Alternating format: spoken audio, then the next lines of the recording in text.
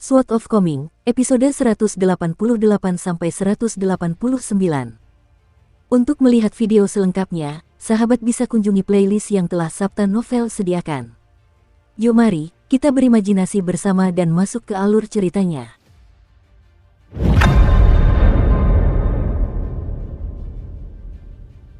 Bibit-bibit bambu itu tergeletak tenang di dinding lumpur di antara halaman, menikmati hangatnya sinar matahari awal musim semi bersama tuannya. Pada saat ini, tamu tak diundang lainnya tiba. Dong Suijing. Saat itu, ia enggan menemani teman-teman sekelasnya, Li Baoping dan yang lainnya, ke negeri Sui Raya. Pemuda sederhana itu menolak kesempatan untuk menempuh perjalanan panjang mencari ilmu, dan memilih untuk tetap tinggal di kota kecil itu. Sementara itu, si Chunjia, gadis kecil dengan kuncir dua, memilih untuk pindah ke ibu kota bersama keluarganya. Sejak saat itulah 5 siswa terakhir dari sekolah swasta Tuan Qi berpisah dan tersebar di seluruh benua. Setelah melihat Dong Suijing, Chen Pingan buru-buru mengundangnya masuk dan mempersilakannya duduk. Gadis kecil berbaju merah muda itu dengan lincah membawakan beberapa camilan dan hidangan penutup. Dong Suijing tampak sedikit pendiam dan malu, seolah-olah ia adalah seorang siswa muda yang baru saja melakukan kesalahan. Ia seperti sedang duduk di kelas dan menunggu gurunya menghukumnya. Akan tetapi, Chen Pingan sungguh-sungguh tidak merasa bahwa keputusan Dong Suijing untuk tetap tinggal di kota kecil itu adalah salah. Suatu malam, saat perjalanannya ke negara Sui besar bersama ketiga anaknya, Chen Pingan dipanggil oleh Li Huai yang pengecut untuk buang air besar bersama. Saat mereka mengobrol, Li Huai bercerita tentang latar belakang Dong Suijing. Semua orang mengatakan bahwa saat mengandung, ibunya pergi ke sumur kunci besi untuk mengambil air. Namun, secara mengejutkan, ia melahirkannya sambil membungkuk. Karena itulah ia dipanggil Dong Suijing. Catatan, Suijing secara harafiah berarti baik. Kita lanjut ke alur ceritanya. Teman-teman sekelasnya selalu menggodanya tentang hal ini, tetapi Dong Suijing tidak pernah mencoba menjelaskan apapun. Ia membiarkan mereka berbuat sesuka hati. Mengenai fakta bahwa Dong Suijing dan Lin Souyi menyukai kakak perempuan Li Huai, Chen Pingan bahkan lebih menyadari fakta ini. Namun, ia tidak terlalu tertarik pada apakah ini benar atau salah. Dahulu kala, tetangga sebelahnya pernah bercerita bahwa tuan-tuan muda di Jalan Fortune dan Gang Bunga Aprikot pasti sudah punya simpanan dan pembantu di usia mereka. Seandainya tuan muda dari Gang Tunggang Naga, mungkin para mak comblang sudah membantu mereka mencari istri. Jika mereka 1 atau 2 tahun lebih tua, mereka pasti sudah menjadi ayah. Hal ini sangat lumrah di kota kecil itu. Sedangkan di gang-gang termiskin seperti Gang Fas Tanah Liat, pria bisa tetap melajang hingga usia 30 atau 40 tahun. Dong Suijing bercerita singkat kepada Chen Pingan tentang sekolah swasta baru di kota kecil itu, dan Chen Pingan menceritakan beberapa kisah dari perjalanan panjangnya ke negeri Sui besar. Namun, ia tidak berani menceritakan kejadian-kejadian yang lebih aneh, karena ia takut Dong Suijing akan terlalu banyak berpikir. Lagi pula, menjadi orang jujur bukan berarti Dong Suijing juga orang bodoh. Setelah mengetahui bahwa kota kecil itu akan memiliki stasiun pemancar sendiri di masa mendatang, Dong Suijing bertanya kepada Chen Pingan tentang alamat Akademi Tebing Gunung Negara Sui Besar. Anak muda itu sangat gembira, dan berkata bahwa ia pasti akan menulis surat kepada Li Baoping dan yang lainnya di masa mendatang. Chen Pingan sedikit ragu, mengirim surat dan barang sama saja dengan mengirim emas dan perak. Sekarang Dong Suijing sendirian dan tak berdaya, ia belum tentu sanggup menanggung biaya pengiriman surat. Namun, Chen Pingan akhirnya memutuskan untuk tidak mengatakan apa-apa. Ia hanya membuat catatan di benaknya. Dong Suijing pergi dengan senyum bahagia di wajahnya. Anak laki-laki kecil berbaju biru itu mendecakkan lidahnya karena takjub dan berkata, anak bodoh itu orangnya cukup baik. Awalnya kukira dia datang untuk meminta makanan gratis tanpa malu-malu. Kalau saja dia berani. Tanpa sadar, ia menatap Chen Pingan sebelum menelan kata-kata yang sudah sampai di ujung lidahnya. Ia mengubah topik dan melanjutkan, kalau begitu, saya akan dengan baik hati mendorongnya untuk tidak melakukan hal seperti itu. Saya pasti akan menjelaskan alasan dan prinsipnya kepadanya, serta menasihatinya untuk menempatkan dirinya di posisi orang lain. Chen Pingan tersenyum dan menepuk kepala anak kecil itu. Kalau begitu, aku akan merepotkanmu. Pada hari kedua tahun baru, sudah menjadi kebiasaan bagi orang-orang di kota kecil itu untuk mengunjungi teman dan keluarga guna mengucapkan selamat tahun baru. Chen Pingan tidak memiliki sanak saudara, jadi dia memutuskan untuk membawa anak laki-laki dan anak perempuan itu ke Downtrodden Mountain. Gunung Downtrodden terletak di wilayah barat daya prefektur Longquan, dan di sampingnya terdapat 3 gunung lain dengan ketinggian yang bervariasi. Namun, ketiga gunung ini jauh lebih kecil daripada Gunung Downtrodden. Ketiganya adalah Gunung Jumping Fish, Rapid Risefutil, dan Puncak Heavenly Capital. Ketiganya telah dibeli oleh kekuatan abadi dari luar Kekaisaran Li Agung, dan untuk membangun tempat tinggal yang mengesankan dan unik di atasnya, mereka tetap sibuk membangun siang dan malam sebelum malam tahun baru. Ketika Chen Pingan dan dua anak kecil berjalan melewati puncak ibu kota surgawi hari ini, gunung itu akhirnya menjadi sunyi. Sepanjang tahun lalu, berbagai bangunan aneh dan megah telah bermunculan di pegunungan, rumah-rumah besar dan kuil, paviliun dan pagoda, halaman dan menara, anjungan pengamatan, jembatan panjang yang menggantung di antara dua gunung, dan sebagainya. Semua ini sungguh menakjubkan. Adapun gunung tertindas milik Chen Pingan, gunung itu tampak relatif kosong dan sunyi meskipun jauh lebih besar daripada gunung-gunung di sekitarnya. Hal ini karena hampir semua pembangunan diselesaikan hanya oleh Kekaisaran Li Agung. Sementara itu, sebagai pemilik gunung, Chen Pingan tidak mendanai pembangunan tambahan apapun. Hal yang sama terjadi di gunung tertindas, yang menikmati kehadiran Dewa Gunung, sehingga situasinya tentu saja lebih buruk di Gunung Kitab Suci Harta Karun, Gunung Awan Pelangi, dan Gunung Ramuan Abadi. Gunung-gunung ini kosong dan tak bernyawa, dan para kultivator yang bertanggung jawab mengawasi konstruksi di gunung-gunung terdekat mau tak mau merasa geli setiap kali mereka memandang gunung di sebelahnya. Orang ini cukup kaya untuk membeli gunung, tapi dia terlalu miskin untuk mengembangkan gunung-gunung itu. Ini sungguh absurd. Ketika Chen Pingan dan kedua anak kecilnya mendekati gunung tertindas, Wei Bo secara misterius muncul di depan mereka lagi. Chen Pingan memberikan Wei Bo sebuah kantong kecil berisi kerikil empedu ular berkualitas tinggi. Anak laki-laki itu meminta Wei Bo untuk membantunya menyerahkan kerikil empedu ular ini kepada ular piton hitam dari Gunung Mejago. Wei Bo tersenyum dan menerima uang keberuntungan ini, sambil berkata bahwa ia pasti akan memberikannya kepada ular piton hitam tersebut. Ia berjanji tidak akan mencurinya. Mereka mendaki gunung bersama, dan Chen Pingan bertanya kepada Wei Bo tentang sekolah swasta baru di kota kecil itu.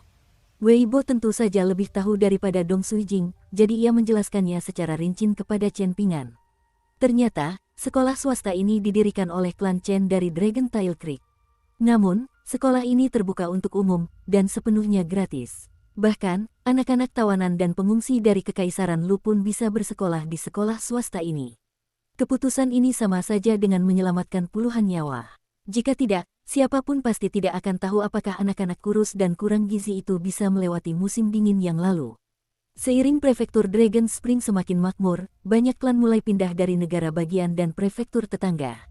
Banyak di antara mereka merupakan klan besar dan berkuasa yang kaya dan berjumlah besar. Klan-klan ini menghabiskan banyak uang untuk membeli rumah dan tanah di dalam dan sekitar kota kecil tersebut, dan tentu saja mereka memprioritaskan rumah-rumah besar di Fortune Street dan Peachleaf Alley.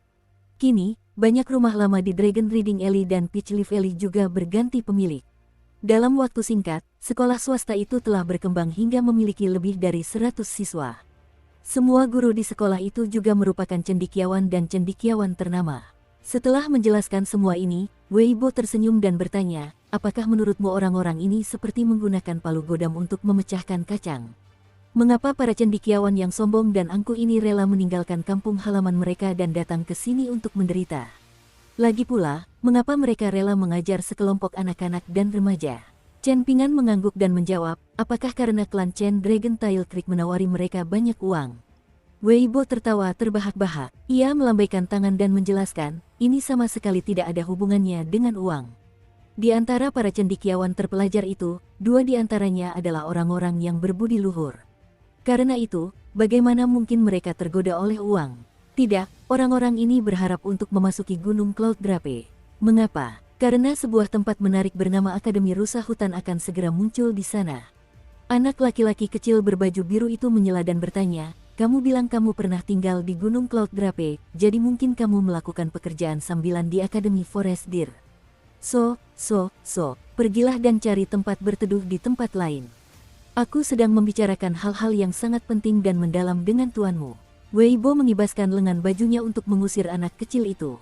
Setelah beberapa saat, ia melanjutkan, sebenarnya, bahkan orang buta pun dapat melihat bahwa Kekaisaran Li Agung sedang merencanakan sesuatu yang besar.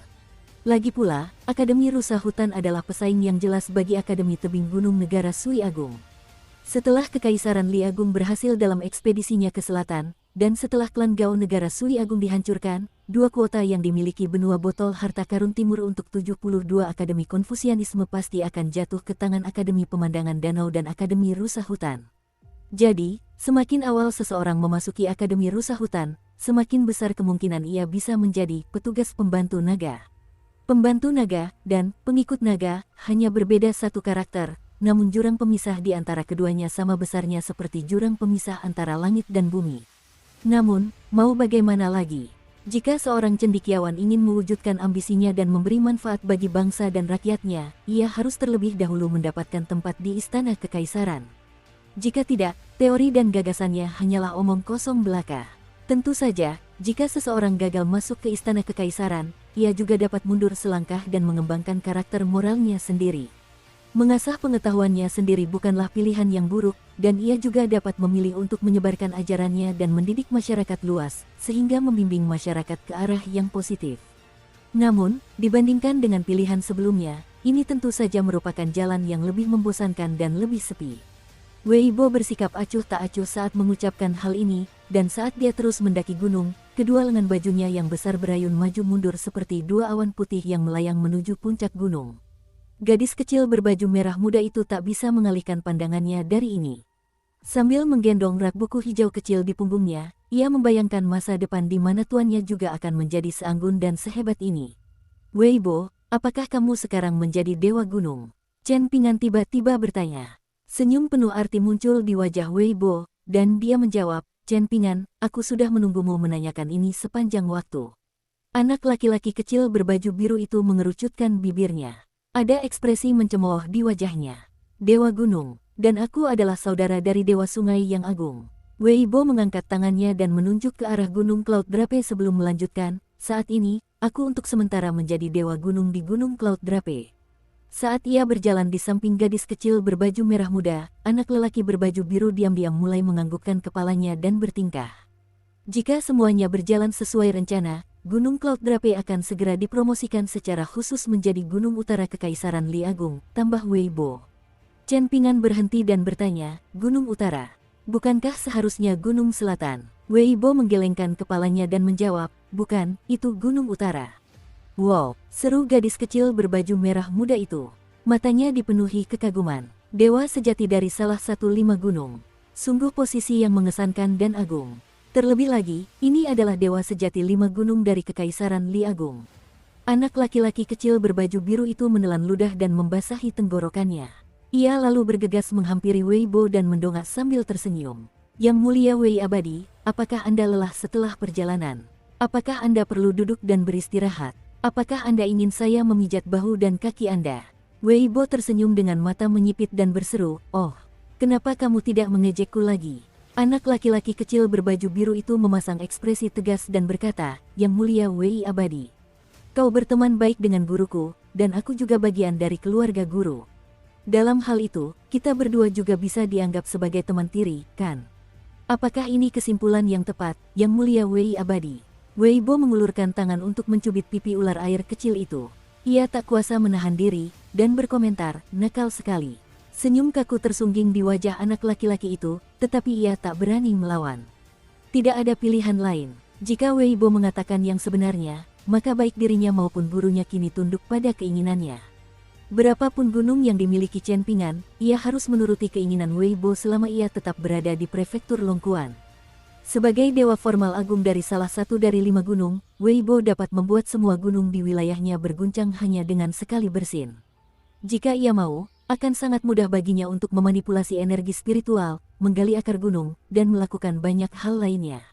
Terlebih lagi, ia dapat melakukan semua itu tanpa sepengetahuan siapapun. Weibo tersenyum dan bertanya, banyak hal yang terjadi di Gunung Keanggunan Ilahi, dan pekerjaan terus berlanjut hingga hari ini. Chen Pingan, maukah kau datang untuk melihatnya?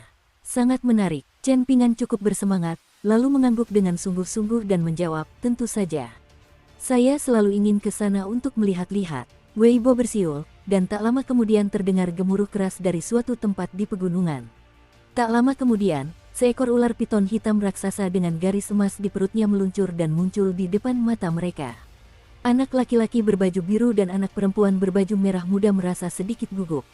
Sangat umum bagi spesies yang berkerabat dengan naga banjir untuk saling memakan, dan ular piton hitam ini telah membuat kemajuan pesat dalam kultivasinya dan menunjukkan tanda-tanda bahwa ia memiliki bakat untuk menjadi naga banjir di masa depan. Mengenai banyaknya keturunan naga banjir yang memiliki garis keturunan rumit, banyak dari mereka bahkan tidak mampu membayangkan wujud naga banjir, bahkan jika mereka telah mencapai tingkat ke-7 atau ke-8 dan sudah bisa berwujud manusia. Bahkan, hal ini terjadi pada beberapa keturunan tingkat ke-9 yang kuat. Anak laki-laki berbaju biru itu selalu berdalih bahwa perkembangan mereka bergantung pada bakat dan kemampuan, dan bahwa ia tidak bermalas-malasan atau bermalas-malasan. Kenyataannya, ia memang setengah benar. Weibo melemparkan kantong kecil itu ke ular piton hitam dan berkata, "Ini, uang keberuntungan dari Chen Pingan. Jangan terburu-buru memakannya, dan kami butuh bantuanmu untuk membawa kami ke Gunung Keanggunan Ilahi dulu." Mata ular piton hitam itu sangat tenang, tanpa sedikit pun tanda-tanda konflik atau perlawanan. Ia perlahan menundukkan kepalanya, menunjukkan kelembutan dan niat baik yang cukup. Keempat orang itu berdiri di atas tubuh ular piton hitam yang merayap di atas gunung Dongtroden dan turun dari utara. Selama waktu ini, ular piton hitam itu dengan hati-hati menjelajahi kuil Dewa Gunung. Setelah meninggalkan Gotable Mountain dan tiba di Dongtroden Mountain, ular piton hitam yang awalnya ganas telah menjadi jauh lebih tenang daripada sebelumnya. Sangat jelas bahwa ini sebagian besar berkat Weibo. Mereka melesat cepat menembus pegunungan, dan pada suatu saat, Weibo yang berjubah putih menunjuk sekelompok orang yang berdiri di kaki gunung dan menjelaskan sambil tersenyum, mereka adalah murid-murid Mohis yang sangat ahli dalam mekanika, dan ada juga beberapa naturalis yang ahli dalam geomansi dan feng shui. Mereka semua telah diundang ke pegunungan besar di prefektur Longquan. Kedua kelompok murid ini sering muncul bersama, dan kerjasama di antara mereka juga sangat erat. Sungguh, orang-orang ini sangat penting dan selalu dibutuhkan dalam pembangunan tempat tinggal abadi dan kuil Dewa Gunung. Setelah itu, mereka melihat beberapa kodok abu-abu besar dengan perut buncit yang seputih salju berjalan perlahan-lahan menaiki gunung. Ternyata, ini adalah kodok pemakan sungai yang dapat menampung puluhan ribu liter air di perutnya. Setelah mencapai tujuan, mereka hanya perlu membuka mulut besar mereka ke arah kolam galian. Air kemudian akan terus mengalir dari perut mereka ke dalam kolam. Ada juga jenis kodok yang lebih kecil, yang disebut kodok pembersih jalan. Perut mereka sangat kuat, dan saat merangkak, mereka dapat meratakan tanah di bawah mereka dan menciptakan jalur pegunungan yang lebar dan datar. Akan tetapi, meskipun Weibo memberitahu mereka tentang kera-kera muda pemindah gunung yang dibesarkan oleh Istana Kekaisaran Li Agung, Chen Pingan dan kedua anak kecil itu tidak dapat melihatnya secara langsung kali ini. Saat melewati puncak bunga kuning, Chen Pingan dan yang lainnya bertemu dengan sekelompok pendeta Tao yang sedang sibuk memerintahkan beberapa prajurit berbaju besi emas untuk menggali gunung dan mengangkut batu-batu besar. Dukung terus channel YouTube Sabta Novel. Ternyata, hampir mustahil untuk tidak mengandalkan para kultivator jimat Taois dalam hal membangun tempat tinggal abadi. Para kultivator ini dapat mengubah jimat mereka menjadi boneka dengan kecerdasan yang cukup untuk memahami beberapa perintah dasar dan kasar. Boneka-boneka ini kemudian akan menjalankan perintah tersebut tanpa perlu istirahat atau tidur, hingga energi spiritual mereka habis. Pada saat itu, mereka akan otomatis berubah menjadi tumpukan abu kertas. Apa gunanya menghajar mereka sampai mati? Apa kau tidak khawatir tanganmu kotor? Sebuah suara tua tiba-tiba bertanya dari belakang Ruan Xiu. Para wanita awalnya terkejut sekaligus takut dengan kemarahan Ruan Xiu yang tiba-tiba, terutama karena ini pertama kalinya mereka melihatnya seperti ini. Namun, ketika mereka melihat lelaki tua itu berjalan mendekat, mereka semua menghela napas lega. Lagi pula, lelaki tua ini dikenal oleh semua orang di kota kecil itu. Setelah bertahun-tahun, terlepas dari kaya atau miskinnya seseorang, semua orang pasti pernah berinteraksi dengan lelaki tua ini. Lebih spesifiknya, mereka perlu berinteraksi dengan toko obat keluarga Yang. Bahkan, Dewa Dunia Bawah pun perlu meminta izin toko obat jika ingin membawa seseorang hingga 6 kaki di bawah tanah. Satu-satunya masalah adalah harga obat di toko terlalu mahal. Hal ini tidak disukai semua orang. Ruan Xiu tetap diam sambil berbalik untuk melirik lelaki tua itu. Pak tua yang menghisap pipa rokoknya dalam-dalam sambil memandangi para wanita berlidah tajam itu. Mereka tidak bisa dianggap licik dan jahat, meskipun mereka juga jelas tidak bisa dianggap baik hati. Ketika Chen Pingan kehilangan orang tuanya dan berjuang untuk bertahan hidup saat itu, ia memang menerima cukup banyak bantuan dari tetangga dan orang lain di gang. Lagi pula, orang tua Chen Pingan adalah orang yang murah hati dan baik hati, dan hati manusia juga terbuat dari daging. Catatan, mengacu pada fakta bahwa orang harus berhati lembut dan menunjukkan belas kasih. Kita lanjut ke alur ceritanya. Misalnya, Chen Ping'an selalu diundang makan oleh Ibu Guken dan beberapa lansia lainnya yang telah meninggal dunia. Makanan-makanan ini tidak selalu lezat, tetapi para tetangga juga memberinya beberapa pakaian lama setiap kali musim dingin tiba. Pakaian-pakaian ini penuh jahitan dan tambalan, tetapi setidaknya mampu membuatnya tetap hidup. Namun, inilah hal menarik tentang dunia yang bisa direnungkan. Ada beberapa orang yang dengan tulus menawarkan bantuan semaksimal mungkin kepada Chen Ping'an.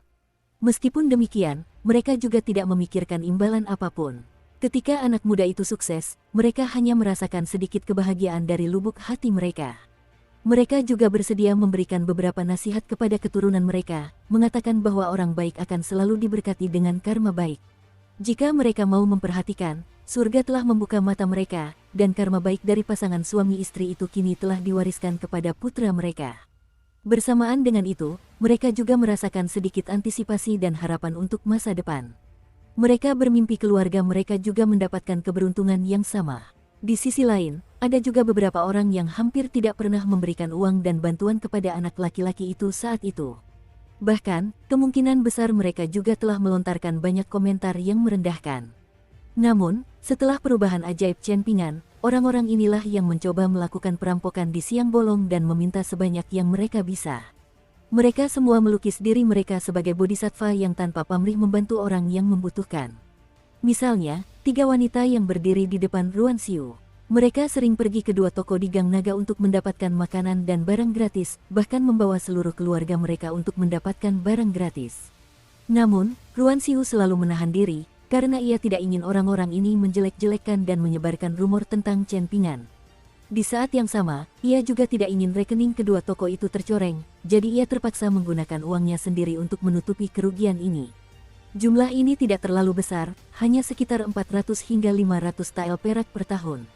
Akan tetapi, jika mempertimbangkan kemiskinan di Clay-Fase Eli dan Apricot Blossom Eli, di mana anggota masyarakat paling bawah bahkan hampir tidak bisa mendapatkan beberapa keping perak dalam setahun, jumlah ini sungguh sangat besar. Pak tua yang menatap wanita yang tidak membawa anak-anaknya dan berkata, "Pergi dan sampaikan ini kepada suamimu yang bekerja di kantor kabupaten, dan ingatkan dia untuk menyampaikannya juga kepada atasannya. Langit bisa melihat setiap gerak-gerik kita. Dalam hal tindakan menjijikkan seperti itu, sebaiknya kita mengerti kapan sudah cukup. Kalau tidak, hati-hati anak-anakmu tidak akan bisa memberimu keturunan di masa depan. Jika mereka benar-benar menyebabkan bencana, tak seorang pun bisa selamat tanpa cedera." Wanita itu merasa sedikit bersalah, tetapi dia tetap berkata, "Pak tua yang, apa yang kau bicarakan? Aku tidak begitu mengerti. Kalau kamu tidak mengerti, pergilah." Pria tua itu mengembuskan asap tebal sebelum melanjutkan, "Baiklah, izinkan saya mengatakan sesuatu yang bisa kalian semua pahami. Saat membeli obat dari toko saya nanti, kalian semua harus membayar 2 kali lipat. Jika seseorang akan meninggal, para dokter dari toko obat keluarga yang juga tidak akan pergi ke rumah kalian. Sebaliknya, mereka akan langsung menyiapkan peti mati untuk kalian." Para wanita itu tercengang. Pak tua yang melirik seorang anak berpenampilan halus dan bertulang kuat yang berdiri dengan malu-malu di samping ibunya. Ia menggelengkan kepala dan mendesah, "Sungguh memalukan. 100 tael perak yang sedikit telah dengan paksa memutus jalanmu menuju keabadian. Ketika kau gagal menetap di gunung besar di barat nanti, dan ketika kau menghadapi kesulitan dan musibah setelah meninggalkan kampung halamanmu nanti, ingatlah kata-kataku hari ini." Pria tua itu hendak pergi, dan berkata, "Siu-siu, kalau mereka masih tidak marah setelah beberapa saat, kau boleh menghajar mereka sampai mati. Melakukannya akan sepenuhnya masuk akal, dan tidak akan ada yang bisa bicara. Setelah membunuh mereka, mayat mereka juga tidak perlu dikumpulkan. Kau bisa langsung membuang mereka dari Gang Fas Tanah Liat. Setelah mengotori tanganmu, kau juga bisa mencucinya sampai bersih di Sungai Kumis Naga." Awalnya, Ruan Xiu memiliki kesan yang cukup baik tentang Pak tua yang, meskipun tidak bisa dibilang terlalu baik. Ia merasa Pak tua yang diselimuti lapisan asap mistis yang menyembunyikan sifat aslinya. Karena itu, ia selalu merasa sedikit khawatir terhadapnya. Namun, kesannya terhadapnya membaik drastis saat itu, dan ia menjawab sambil tersenyum, "Lain kali aku akan mengunjungi tokomu bersama Chen Ping'an untuk mengucapkan selamat tahun baru." Pak tua yang mengangguk sebagai jawaban. Ia tidak menolak tawarannya. Saat menyusuri gang sempit itu, ia melewati banyak rumah tua yang reot dan kosong seperti rumah leluhur klan Cao dulu. Namun, pada akhirnya, hanya beberapa yang akan diperbaiki dan mendapatkan kehidupan baru. Banyak keluarga hanya memiliki sedikit keturunan, dan beberapa di antaranya telah menghilang untuk selamanya. Ketika teringat istri Lier yang cerewet, dan berbalik untuk melirik gadis muda yang bijaksana dan penuh pengertian itu lagi, lelaki tua itu tak kuasa menahan perasaan campur aduk. Setengahnya adalah emosi baik, dan setengahnya lagi emosi buruk. Jika kita mengamati seluruh kota kecil itu, mungkin perempuan tak berperasaan dan bodoh itu satu-satunya orang yang berani mengomel begitu banyak kepada lelaki tua itu. Yang terpenting, lelaki tua itu tak bisa mengalahkannya dalam pertengkaran. Suatu ketika, Pak Tua yang benar-benar tak tahan lagi setelah dijebak dan dimarahi wanita itu lagi. Ia pernah berpesan kepada Lier untuk mengendalikan lidah beracun istrinya. Setelah terdiam cukup lama, balasan Lier akhirnya membuat Pak Tua yang semakin marah. Ia berkata, "Tuan, kalau Tuan benar-benar marah, kenapa Tuan tidak memukul saya saja? Tapi ingat, jangan pukul wajah saya. Kalau tidak, kalau istri saya melihatnya, dia pasti akan datang dan memarahi Tuan lagi." Kalau bukan karena Putri Lier, Pak Tua yang sungguh ingin menamparkan wanita itu hingga menjadi tumpukan daging cincang. Ketiga perempuan itu tak berani berlama-lama di gang Fas Tanah Liat. Mereka datang dengan semangat tinggi, dan kini pergi dengan semangat rendah. Setelah meninggalkan gang, mereka bahkan sempat bertengkar. Mereka mulai saling melempar kesalahan, mengumpat dan mengumpat, berusaha sekuat tenaga untuk melemparkan semua kesalahan kepada yang lain.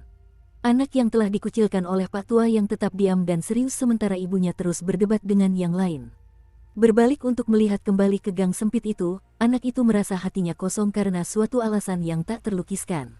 Seolah-olah mereka telah kehilangan sesuatu yang sangat penting. Perasaan ini seperti seorang juru masak yang kehilangan garamnya, dan seperti seorang penebang kayu yang kehilangan kapaknya. Setelah ketiga wanita itu melarikan diri dengan sedih, Ruan Xiu menemukan bahwa dua dewa pintu di gerbang halaman Chen Pingan telah kehilangan roh mereka yang sebenarnya karena suatu alasan. Ini sungguh aneh. Sekalipun seseorang membeli stiker dewa pintu berbahan kertas biasa dari pasaran, stiker tersebut tetap memiliki sedikit energi spiritual selama dewa pintu yang digambarkan masih hidup dan dihormati. Hanya saja, energi spiritual ini akan cepat tersapu oleh angin dan hujan, sehingga tidak mampu menahan terlalu banyak angin jahat atau aura pembunuh. Karena itu, orang-orang perlu membeli stiker dewa pintu baru setiap tahun baru. Ini bukan hanya demi merayakan atau menciptakan suasana yang lebih ceria. Namun, dua sosok yang tergambar pada stiker dewa pintu yang ditempel di gerbang halaman Chen Pingan adalah pendiri dua klan pilar di Kekaisaran Li Agung, klan Yuan dan klan Chao. Kedua klan tersebut makmur, dan keduanya dipersembahkan dupa dalam jumlah besar. Oleh karena itu, tidak masuk akal jika roh sejati dari stiker dewa pintu ini langsung lenyap setelah ditempel.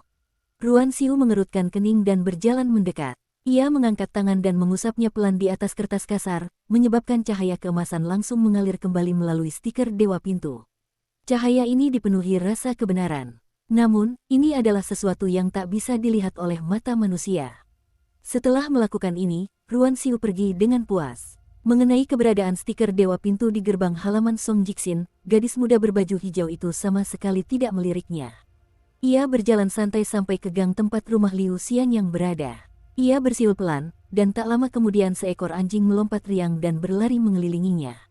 Ia tersenyum dan melemparkan pil merah menyala yang harum ke arah anjing itu. Anjing tua itu langsung melahapnya, dan langkah kakinya lincah dan tenang saat mengikuti gadis muda berkuncir kuda itu. Ia mengibaskan ekornya dengan lembut ke depan dan ke belakang. Bila seseorang mencapai Dao, bahkan ayam dan anjing pun dapat naik ke surga bersama mereka. Sering dikatakan bahwa membandingkan diri sendiri dengan orang lain dapat membuat seseorang marah besar. Namun, jika seorang pemurniki melihat adegan ini, mereka akan menyadari bahwa membandingkan diri sendiri dengan seekor anjing pun dapat membuat mereka marah besar. Ruan Xiu awalnya merasa sedikit kecewa karena tidak bertemu orang yang ia kunjungi. Namun, kini ia mulai merasa bahagia kembali. Maukah kau melihatnya? Dia telah memintanya untuk merawat hewan-hewan ini, jadi dia merawat mereka dengan sangat baik, terlepas dari apakah itu kandang ayam atau anjing tua ini. Gadis muda berbaju hijau itu berjalan riang menyusuri gang batu, dengan kuncir kudanya bergoyang lembut ke kiri dan ke kanan. Langit memang tinggi dan bumi luas, tetapi pemandangan di sinilah yang terbaik. Weibo menghilang lagi setelah membawa Chen Pingan kembali ke gunung tertindas. Namun, ia tidak kembali ke Gunung Cloud Drape, melainkan langsung menuju puncak gunung tertindas. Yang muncul dalam penglihatannya adalah sebuah kuil dewa gunung yang megah. Di depan kuil, terdapat sebuah alun-alun megah yang dilapisi dengan sejenis batu aneh yang tampak seperti giok putih, tetapi sekuat saripati besi. Di dalam kuil, patung emas Dewa Gunung telah dipahat dan didirikan.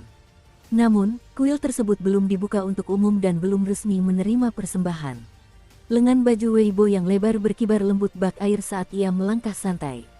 Setelah diberitahu tentang kedatangan Dewa Gunung ini, seorang pejabat luar yang kelelahan dari Kementerian Pekerjaan Kekaisaran Li Agung bergegas menyambutnya. Setelah melihat pejabat resmi yang kelelahan ini, yang menderita radang dingin di ke-10 jarinya, Weibo dengan ramah membahas kemajuan pembangunan dengannya sambil mereka perlahan-lahan berkeliling.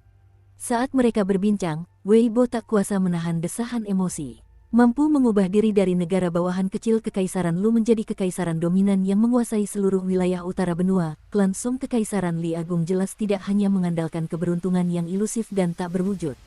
Pejabat luar tidak memasuki kuil Dewa Gunung. Sebaliknya, ia berhenti di ambang pintu sementara Weibo masuk sendiri. Setelah itu, pejabat itu pergi dengan tergesa-gesa agar ia bisa mengawasi sendiri masalah pembangunan. Terlepas dari masalah besar atau kecil, ia harus mengawasi semuanya secara pribadi. Di istana Kekaisaran Li Agung, pepatah tidak ada apa-apa selain angin murni di lengan baju, sebebas dan sebebas-bebasnya seperti orang abadi, digunakan untuk menggambarkan pejabat mulia dan transenden di Kementerian Ritus. Catatan artinya, orang tersebut tidak korup, jadi tidak ada yang disembunyikan. Kita lanjut ke alur ceritanya. Ungkapan, melahap potongan daging besar, membantai musuh dengan telak, dan menyerbu ke depan di atas kuda-kuda lapis baja untuk menghancurkan formasi dan memperluas wilayah, digunakan untuk menggambarkan seniman bela diri dari Kementerian Perang. Dan terakhir, ungkapan, makan tanah, makan debu, dan minum angin barat laut, digunakan untuk menggambarkan pejabat Kementerian Pekerjaan Umum. Namun, sebagai pejabat eksternal yang kuat dan berpengaruh yang berasal dari keluarga kaya, orang ini tetap bekerja dengan sangat teliti dan teliti.